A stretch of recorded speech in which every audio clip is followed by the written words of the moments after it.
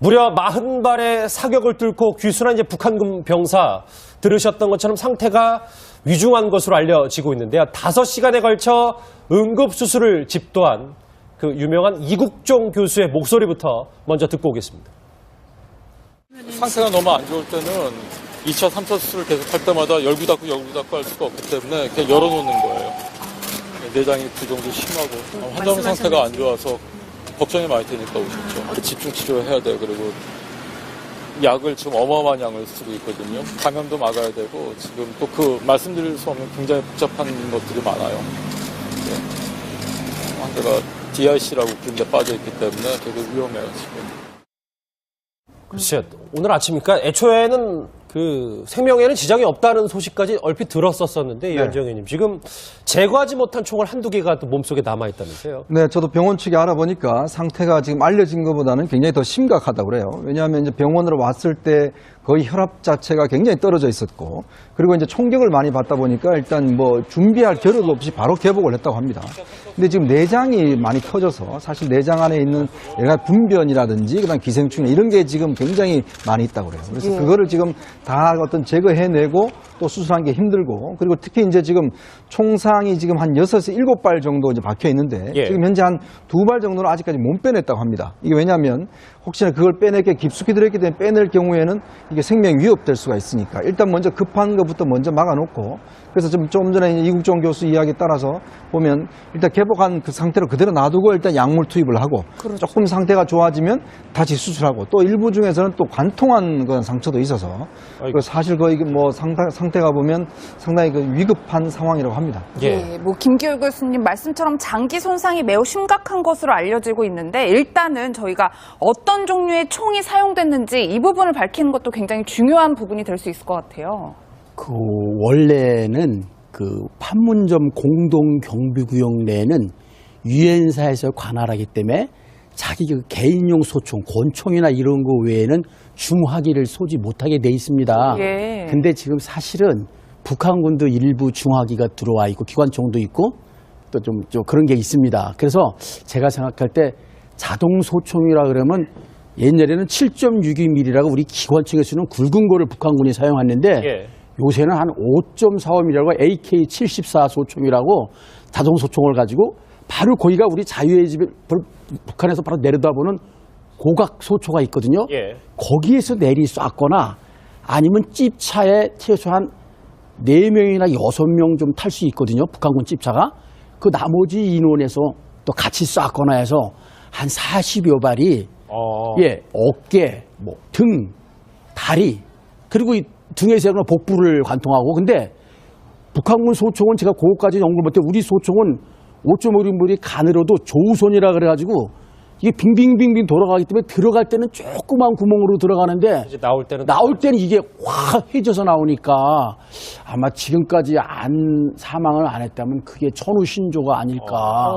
40발 정도를 맞아가지고요. 사실 그러니까 말씀하셨던 것처럼 권총이 아니라 소총, 그것도 위쪽에서 초소 위쪽에서 이제 내리 난사를 했기 때문에 거기는 그 자유의 집에서 뒤로 와가지고 얼른 은폐원폐를 하지 않으면 그냥 시멘트 맨 바닥이라 아무것도 없어서 그냥 쏘면 맞을 수밖에 없는. 그 얘기도 또 잠시 뒤에 더 집중적으로 해볼게요. 안 소장님.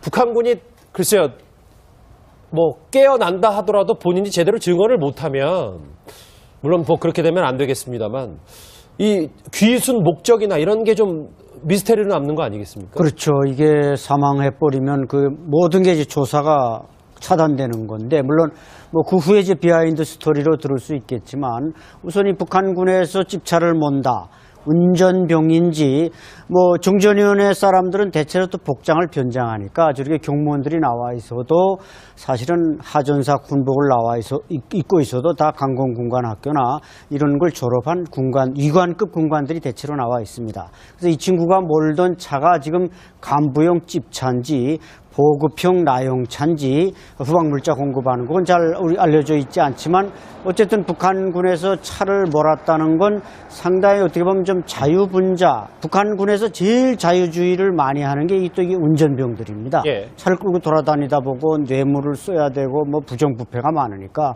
어쨌든 이 친구가 그래도 대한민국을 선택해서 오는 과정에 상당히 그 사선을 넘으려고 했는데 지금 저렇게 부상을 크게 당했고 이제 말씀대로 이게 북한이 제가 볼 땐 분명히 권총을 쏜 건 아닙니다. 예. 경무원들이 그 안에 한 30명 근무하는데 한 사람이 한 발씩 쏘겠지만 다 자기 위치에서 일하고 있기 때문에 이것은 분명히 공중초소에서 AK 소총 이 30발이 장전되는 무지개 탄창에 하는 사격을 했기 때문에 저렇게 6발씩 맞았고 쓰러지지 않았나 그렇게 분석이 됩니다. 예. 예.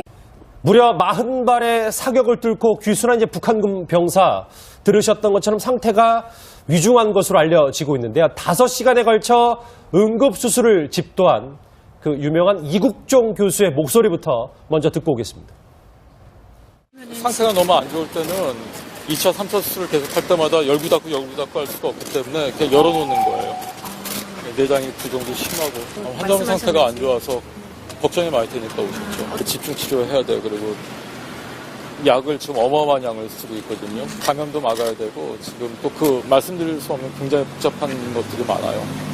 네. 환자가 DIC라고 그런 데 빠져 있기 때문에 되게 위험해요 지금. 글쎄요. 오늘 아침이니까 애초에는 그 생명에는 지장이 없다는 소식까지 얼핏 들었었는데 이현정 의원님 지금 제거하지 못한 총알 한두 개가 또 몸속에 남아있다면서요? 네, 저도 병원 측에 알아보니까 상태가 지금 알려진 것보다는 굉장히 더 심각하다고 그래요. 왜냐하면 이제 병원으로 왔을 때 거의 혈압 자체가 굉장히 떨어져 있었고 그리고 이제 총격을 많이 받다 보니까 일단 뭐 준비할 겨를도 없이 바로 개복을 했다고 합니다. 근데 지금 내장이 많이 터져서 사실 내장 안에 있는 여러 가지 분변이라든지 그다음 기생충 이런 게 지금 굉장히 많이 있다고 그래요. 그래서 그거를 지금 다 어떤 제거해내고 또 수술한 게 힘들고 그리고 특히 이제 지금 총상이 지금 한 6에서 7발 정도 이제 박혀 있는데 지금 현재 한 2발 정도는 아직까지 못 빼냈다고 합니다. 이게 왜냐하면 혹시나 그걸 빼내게 깊숙이 들어있기 때문에 빼낼 경우에는 이게 생명 위협될 수가 있으니까 일단 먼저 급한 것부터 먼저 막아놓고 그래서 좀 전에 이국종 교수 이야기에 따라서 보면 일단 개복한 그 상태로 그대로 놔두고 일단 약물 투입을 하고 조금 상태가 좋아지면 다시 수술하고 또 일부 중에서는 또 관통한 그런 상처도 있어서 사실 거의 뭐 상처가 있거든요. 예. 거기에서 내리 쐈거나 아니면 찝차에 최소한 4명이나 6명 좀 탈 수 있거든요. 북한군 찝차가.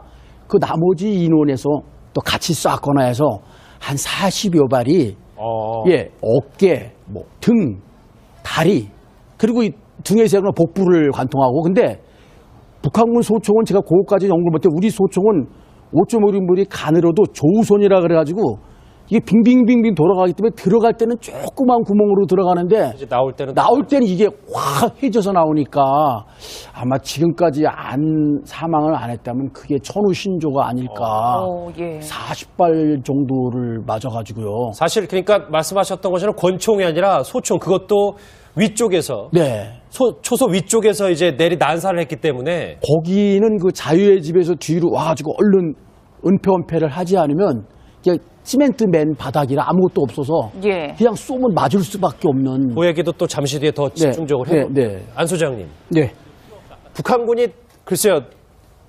뭐 깨어난다 하더라도 본인이 제대로 증언을 못하면 물론 뭐 그렇게 되면 안 되겠습니다만 이 귀순 목적이나 이런 게 좀 미스테리로 남는 거 아니겠습니까? 그렇죠. 이게 사망해버리면 그 모든 게 이제 조사가 차단되는 건데 물론 뭐 그 후에 이제 비하인드 스토리로 들을 수 있겠지만 우선 이 북한군에서 찝차를 몬다.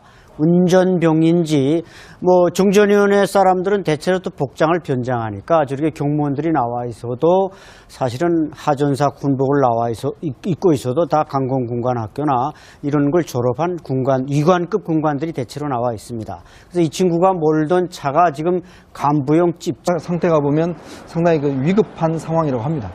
뭐 김기울 교수님 말씀처럼 장기 손상이 매우 심각한 것으로 알려지고 있는데 일단은 저희가 어떤 종류의 총이 사용됐는지 이 부분을 밝히는 것도 굉장히 중요한 부분이 될 수 있을 것 같아요.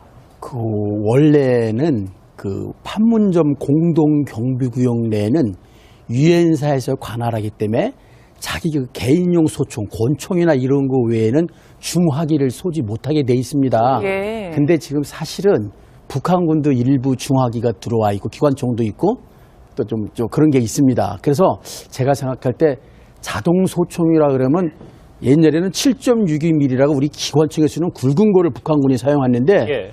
요새는 한 5.45mm라고 AK-74 소총이라고 자동 소총을 가지고 바로 거기가 우리 자유의 집을 북한에서 바로 내려다보는 고각 소